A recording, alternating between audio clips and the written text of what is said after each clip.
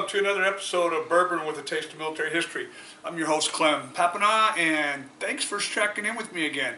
This will be our fourth video, and I think I've got a good one for you today. We're going to once again do a small distillery out of New York, where since I was last in New York and I was able to buy some up there, I thought we'd go ahead and wait on that.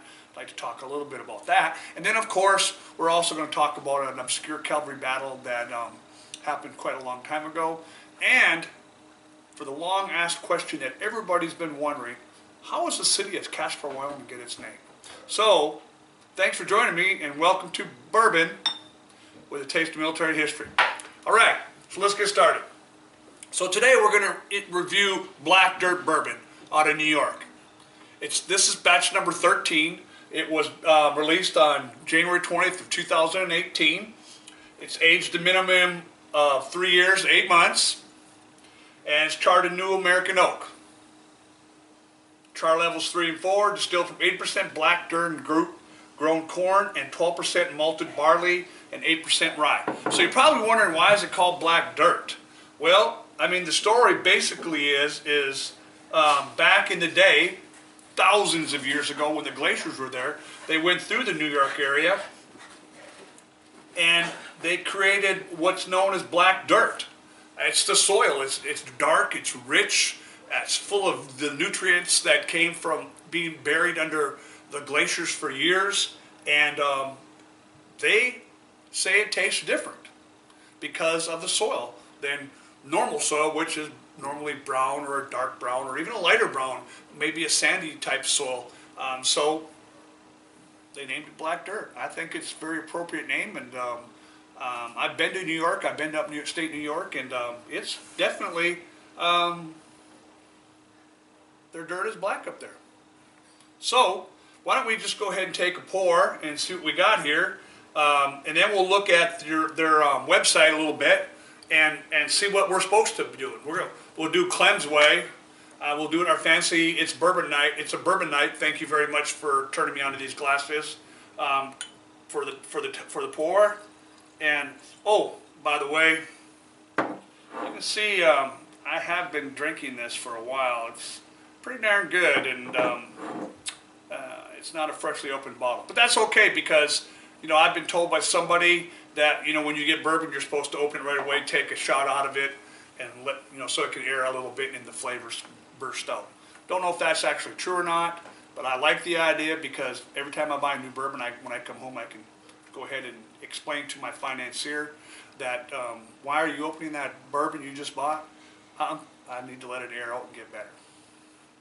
All right, here we go. Let's see what we got. Not overpowering. I can smell something in there. I'm not sure what it is. Dang, I hate when that happens. Not too fruity. It's a little different. Let's give it a little taste here. Ooh, I like the way it goes in. It does not bite you. It does not bite at you. You know, this is only around 90 proof, so it doesn't really nab on you. It doesn't give you that bite in the beginning. It's really not, but it's not smooth either. Don't get me wrong, it's not smooth either. So let's see what we're supposed to get here. Let's go back to Black Dirt. I'm going to pop on the internet here a little bit, and we're going to put Black Dirt Bourbon. Let's see what we get here, because the distillery doesn't tell me a whole lot about it. I'm going to go to the Whiskey Wash blog, Bourbon, one of my favorite bourbon blogs, and let's see what they say, because I'm not a sommelier. I've told you guys that before. I'm just a guy here in Arkansas that likes bourbon and likes military history, and decided that he needed to tell people about it, because I think there's people out there like me who just like bourbon, want to know a little bit about it from somebody that is not way up there and kind of talks over their head, but just talks to them. So let's see what we got here on Black Dirt.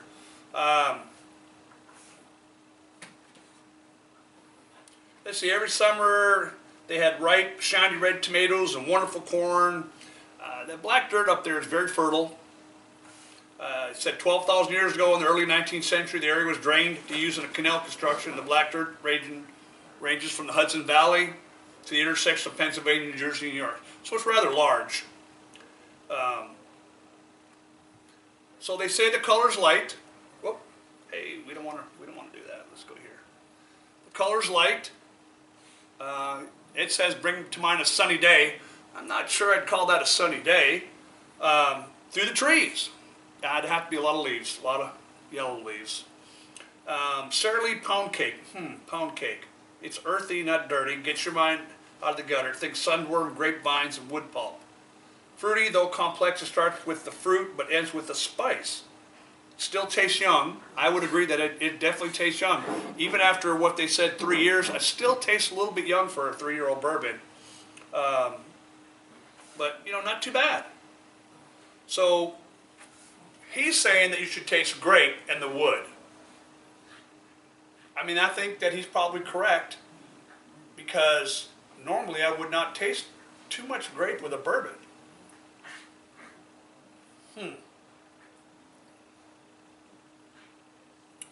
Okay, now that I know it's grape, I can taste the grape. The second one, I can taste it, and I can also taste that charred oak. And I like that in a bourbon. I kind of like the barrel taste a little bit. I don't like it when you don't get the... I mean, it's in a barrel for 3 years, 5 years, 7 years, some 12, 15 years. I want that barrel taste. I mean, that's what makes it original. That's what makes it bourbon. I mean, so if you're not getting the taste of the wood, the taste of the char, you're not really getting what I would consider a bourbon. Let's get one more little taste before we do the Clem test, which is we put it in a cup of ice and see what it does then, okay?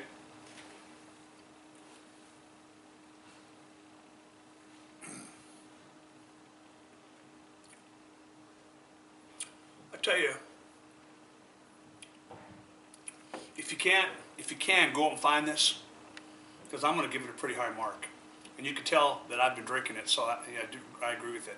This would be a great, I think I want to say I paid $35 or $40 for this bottle in a liquor store in New York City, by the way. So it'd probably be a little bit cheaper outside in somewhere else. But if you can find black dirt, I think you should. Let's pour it in here a little bit. Let's get a little bit more, because if we're going to talk about a battle here, I'm going to need a little bit more in my glass. There we go. Let's let it sit for a second. While it's doing that, I'm going to pop over here on the computer, and I'm going to go to make sure that I know a little bit about this battle we're talking about. Because I know that everybody's sitting on the edge of their seats waiting to know how Casper, Wyoming got its name. First off, everybody should know, I'm a huge cavalry fan. I love the U.S. Army Cavalry. If I could have gone back any time and been reincarnated, I would have been reincarnated as an officer in the cavalry in the Old West. I love all those movies, John Wayne, all of them, and I love the idea of living in a fort. Even though TV glamorizes it somewhat, I don't think that they probably had that good of a lifestyle inside those forts. It's still incredible. You know, a lot of times military officers, they want to get their picture taken, or even a portrait done to display in their house. You know, here's the officer with all his medals shown and all that kind of stuff. I've always thought if I was going to get a portrait done, and I've even asked somebody about this one time that did portraits, you know, I would like to get my portrait done on a horse in a cavalry uniform from back then. It's just one of my favorite times, has been since I was a little kid. So here we're getting there. There we go. So what we're going to do, oh, wait, kind of jumping the gun here. We're supposed to be reviewing bourbon, not necessarily talking about a battle right off the bat. See how excited I get? Start talking about a military battle, and right away I want to get into it. Let's talk about the bourbon a little bit more. So it's been sitting in the ice for a minute. Still really like these glasses my son bought me for Christmas. Probably my favorite. It's real heavy glass. Just my hand feels good around it. Kind of like weighs you down a little bit, you know, like, so. But I think you could probably get better, cheaper glasses, but these are good. Let's see what we got here.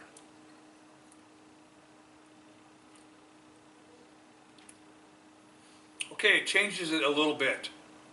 It does not change it a lot. It kind of adds a little bit more bite to it, and you kind of lose the taste of the grape, but you still get the taste of the wood. Does that sound right? The water that the ice cube has taken away the little bit of the grape taste, and I get more wood, and I get a little bit of a bite on my tongue. You know, you get a grab right away, but it's not like some bourbons where you get that grab in here and then a grab down here. This doesn't do that, which is okay. You know, not everyone's going to do that, and maybe you shouldn't. But this one grabs you in the beginning. It kind of lingers a little bit, and then it slowly kind of dissolves away. Let me give it another taste of this. With ice cube, you know, you really don't get the smell that you probably would get when you just drink out of the Glengarry glass.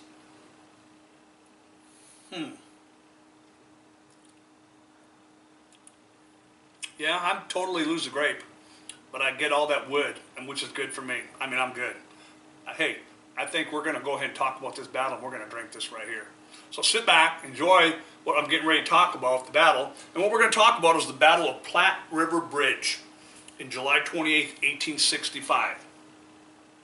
Now, there's some different stories on this. You can go on the internet and read about it. In fact, when we're done here, I actually even have a book on this. When I was researching, trying to figure out what would I want to talk about with black dirt, of course, it has nothing to do with the East Coast and black dirt. I was in my library and I found this book, and I have no idea when I bought it, but I did buy it, and it's called The Battle of Platte Bridge, and it's by J.W. Vaughn. So it got me to not want to read the whole book, which I will eventually, but it wanted me to go on the internet, because everything's on the internet, and read about the Battle of Platte Bridge. Now, if you're expecting this bloody slaughter battle type thing, you're not going to have it. This is a small battle. It involved quite a few tribes of the American Indian Nation and some of the U.S. cavalry, but it was not a battle with a lot of deaths. But yet, an important battle, because it did establish some boundaries for the Indians, and they were able to see how the cavalry fought, and the cavalry was able to see how the Indians fought.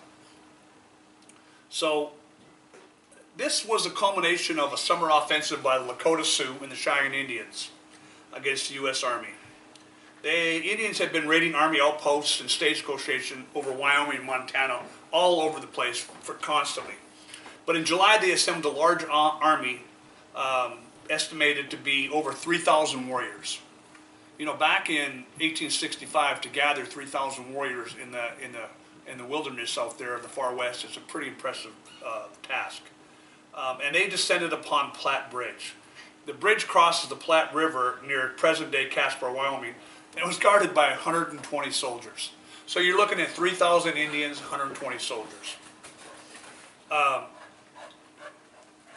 What happened was the Indians were attacking, but the soldiers needed to be resupplied, and the wagon train was coming there, and that's actually what they attacked. Not necessarily the fort itself, but they attacked the wagon train. And inside the fort, they saw that the wagon train was being attacked. Well, that's where their ammo, their supplies were. So the Army called for volunteers to go after it, to actually go and attack and help the wagon train, rescue it. Well, several of the officers turned it down, feigned sickness or this or that, but a young lieutenant named Caspar Collins stepped up and was able to gather about 29 to 30 soldiers and went out the front gate of the fort to battle the Indians. Well, let's go back a little bit. About 25 of the Cheyenne encountered and fought 4 soldiers about 3 miles upriver from the station. There were some run and gun battles in these little stations before that. So they were trying to get back to the fort, and the Cheyenne were trying to get the people in the fort to come out. So they would attack these small stations with the hope that the garrison inside the fort would leave, and come out, and they would be able to overwhelm them with their 3,000 warriors and wipe out the whole force. Because I mean, they're not going to penetrate the forest. So the soldiers there could hold out as long as they had ammo and food and water. So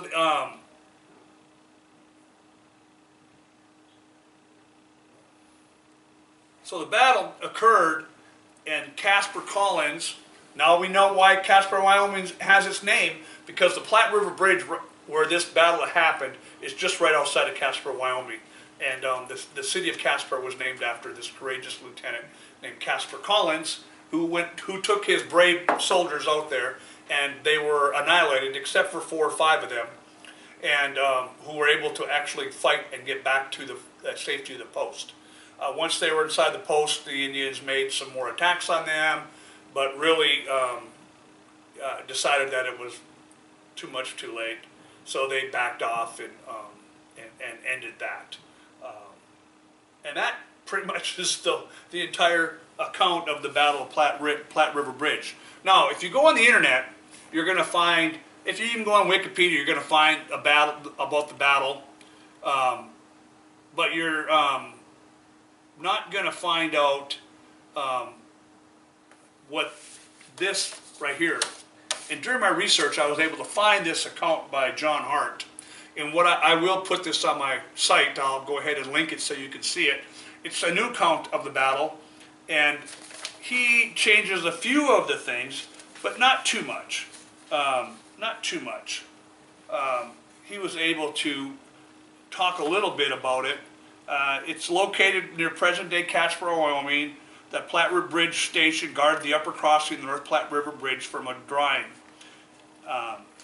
So back then, they would build these bridges at these near these trading posts, or ferries, and some entrepreneur would charge everybody, wagon train, wagons, horse soldier, walking, military, to cross on a bridge that they made or a ferry that they built.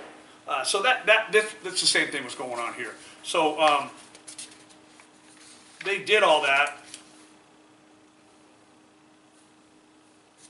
So here's an article. Here's what it says right here. It says, the minor affair exemplified a tactic the Indians used insistently and often with success. They used a small force, in this case a single warrior, to lure soldiers out of safety and into ambush. There is one little story in here where one of the Indians who had been around the soldiers enough could speak English, and he was calling out and taunting the soldiers, and he did get 1 or 2 to come out, and of course when he came out, they jumped on him and killed him. But there was a taunting back and forth, which I found pretty amazing even back then, that the Indians, would be able to speak some English and then be able to taunt the soldiers in the post. So pretty much that's it. And not a big battle. Like I said, 29 cavalries. There's 150 soldiers, a few soldiers of Shoshone scouts. The Indian strengths with the Lakota and Cheyenne, 2,000 to 3,000. The U.S. Lost 29 killed, 10 seriously wounded. The Indians had 60 killed. And of course, there's no tally for the wounded for the Indians. So a decisive American or cavalry victory, not American victory because the Indians are as American as anybody, but a decisive U.S. cavalry victory in the fact that 150 of them were able to hold off 3,000. They did lose the wagon train, and they of course lost the soldiers out there that were sent to rescue their wagon train and the supplies, but eventually the Indians pulled off and everything worked out okay. So as I told you, there's this book right here, and it's called The Battle of Platte River Bridge. And I'm going to read a little bit of the back. The author is J.W. Vaughn. He holds an A.B. degree from the University of Missouri and an LLB degree from the University of Denver. He's a Colorado attorney, or he was when he wrote this, and a historian of the Indian Wars. So the book is a story of a little-known encounter between U.S. troops and a combined force of Cheyenne, Sioux, and Arapahoes, which ranks in historical interest with the battles of the Little Bighorn and the Alamo. It happened in retaliation for the slaughter of Indians in 1864. at Kildare Mountain, Dakota Territory, and Sand Creek. Very big time deals. The Sioux Cheyennes Arapahoes united their forces and attacked Platte River Bridge Station, a key point on the Oregon Trail, in July of 1865. But we're not able to actually take the fort or the bridge. I will link this book, Mr. Vaughn's site, and it was published. I want to get that out because it's important to give the publisher credit. University of Oklahoma Press. I'll link the University of Oklahoma Press. You know, the University of Oklahoma Press, you guys, if you're looking for books of the Old West, American Indians, cavalry, forts, anything to do with the Old West, University of Oklahoma Press has done a wonderful job of producing those books. So that's pretty much it. Not a great big battle, but we know now how Casper, Wyoming was named. We tasted a great bourbon, which I'm going to finish here when this is over. And heck, I had a great time just talking to you folks, and look forward to the next time we did it. I'm trying to cut the time down on these a little bit for you, but really I could probably talk for another 15 or 20 minutes if you wanted me to, but I won't. So until next time, keep drinking bourbon. Let's drink the small batches. Let's drink whatever we like. It doesn't matter what you drink in bourbon as long as you like what you're drinking. So goodbye, and I'll see you next time.